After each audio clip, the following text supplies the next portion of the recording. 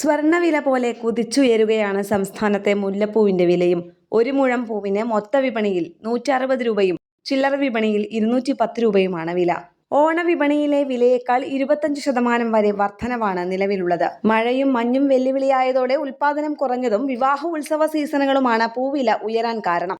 കിലോയ്ക്ക് 7000 രൂപ മുതൽ 8000 രൂപ വരെയാണ് മുല്ലപ്പൂവിന് വിലയുള്ളത്. ദിനംപ്രതി വില വർദ്ധിക്കുന്നതിനൊപ്പം പൂവ് കിട്ടാനില്ല എന്നതും പ്രതിസന്ധിയാണ്. കഴിഞ്ഞ വർഷം ഇതേ സമയത്ത് കിലോയ്ക്ക് 4000 രൂപയായിരുന്നു വില. വിവാഹം, ഉത്സവകാലം, പൊങ്കൽ തുടങ്ങിയവയാണ് പെട്ടെന്നുള്ള വില വർധനവിന് കാരണമായതെന്ന് വ്യാപാരികൾ പറയുന്നു. തമിഴ്നാട്ടിൽ പലയിടത്തും മുല്ലപ്പൂ വില കിലോയ്ക്ക് 12000 രൂപ വരെയായി വർദ്ധിച്ചിട്ടുണ്ട്. തണുപ്പുകാലത്ത് മുല്ലപ്പൂവിന്റെ ഉൽപാദനം കുറയും, പൂവും ചെറുതാകും. കരിമൊട്ടുകളാണ് നിലവിൽ വിപണികളിൽ കൂടുതലായും ലഭിക്കുന്നത്. ദിണ്ടിഗൽ, മധുര, മൈസൂരു, നെലക്കോട്ട, ശങ്കരൻകോവിൽ, തെങ്കാശി, കമ്പം, തേനി, കോയമ്പത്തൂർ, മധുര, സത്യമംഗലം ഭാഗങ്ങളിൽ നിന്നാണ് കേരളത്തിലേക്ക് മുല്ലപ്പൂവ് എത്തുന്നത്. പിച്ചിക്കും വിപണിയിൽ മുഴത്തിന് 100-ന് മുകളിൽ വിലയുണ്ട്. ന്യൂസ് ഡെസ്ക് കേരള പ്രണാമം.